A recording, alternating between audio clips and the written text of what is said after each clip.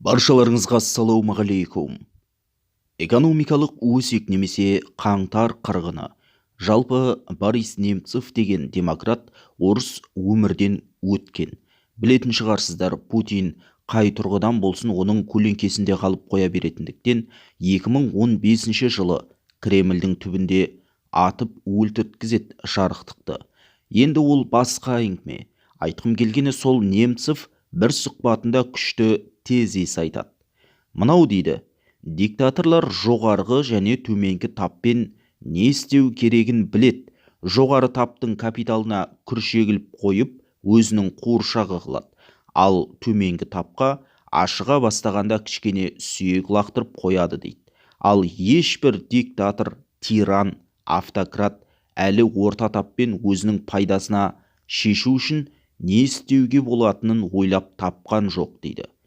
Жалпы кез келген экономикалық тұрақтылық пен демократияның орнығуына негізгі гарант орта тап екені анық қой.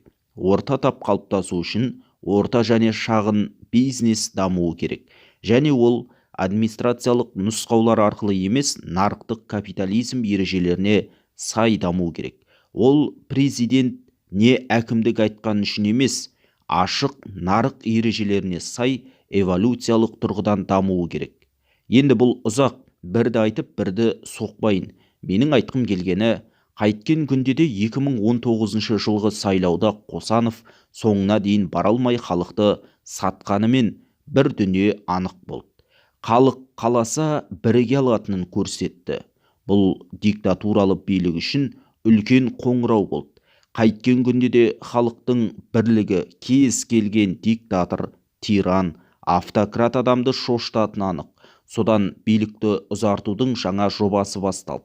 Жобаларының баспалдағы қаңтар оқиғасына келіп ұласты. Халықты көшеге шығарып, халықты соңында қолдан мародер қылып шығарып, атып тастады. Бұл халыққа қасақана ескерту үшін жасалған әрекет еді. Қаңтар оқиғасында биліктің қол шоқпарлары арандатушылық әрекет жасамай тұрып, халықтың негізгі талаптары болды. Ол билікке тіпті ауыр тиді. Халық жеңіске жететін болса, билік жұмыс істеуге ойлануға тура келетінін түсінді. Оларға талап қоятын халық қажет емес. Кенесарының басын іздеп, Шыңғысханды қазақ қылғысы келетін жоқты іздеуші халық 1000 есе тиімді еді. Себеп, зейнетақының есебін талап етіп, мұнайдың ақшасын тексеретін халық диктатордың ұзақ отыруына мүмкіндік бермейтінін біледі. Ал жоқты іздеген халық кез келген манипуляцияға төзімді және көнеді. Жобаларының келесі этабы ол орта және шағын бизнесті өлтіру. Себеп, билік қаңтар қырғынына орта тапты кінәлап отыр. Қаңтардағы реакция арқылы ол орта таптың күшеюі, түбі халықты көшеге шығаратынын түсініп отыр. Енді орта тапты тым күшейтіп алмай тұрғанда өлтіру керек деген шешімге келді. Қаңтарда халыққа ататынын көрсетіп алып, орта тапты өлтіретін заңдар жинағын іске қосып жатыр.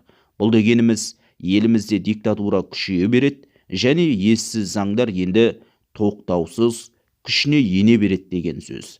Оның сыртында осы күнге дейін түгелдей дерлік бұқаралық ақпаратты өз құзырына алғаны.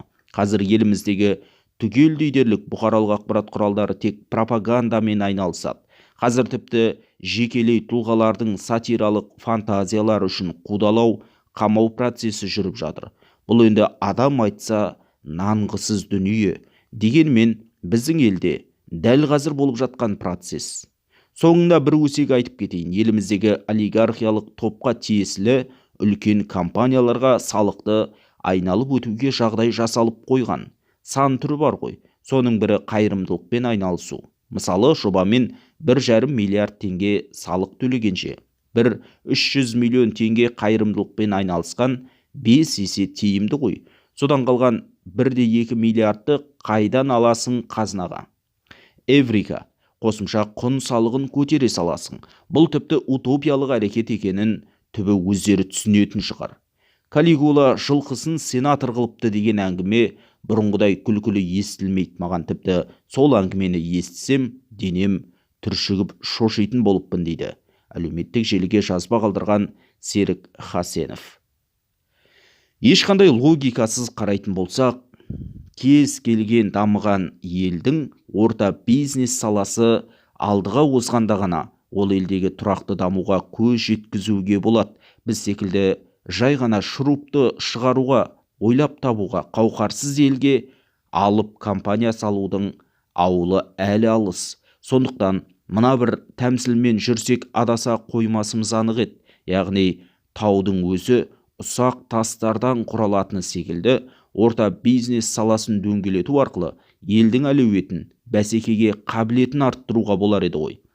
Биік мінберден есеп беруді қатыратын ақ жағалылар неге бір сәт шынайылықты көзге ұрып тұрған елдің бүгінгі хал ахуалын көре алмайды?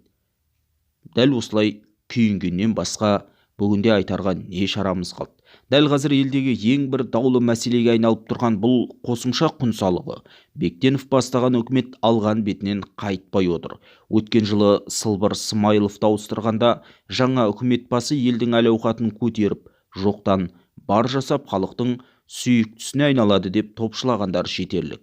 Жас кадрдың тасы өрге домалап, ел болашағын еңселі қылатындай мол мүмкіндігі де болды. Бірақ бәрібір ескі сүрлеу, ескі шекпенді ауыстырамыз ба деген елге үміттен гөрі бүгінде күдікті көбейте түскендей.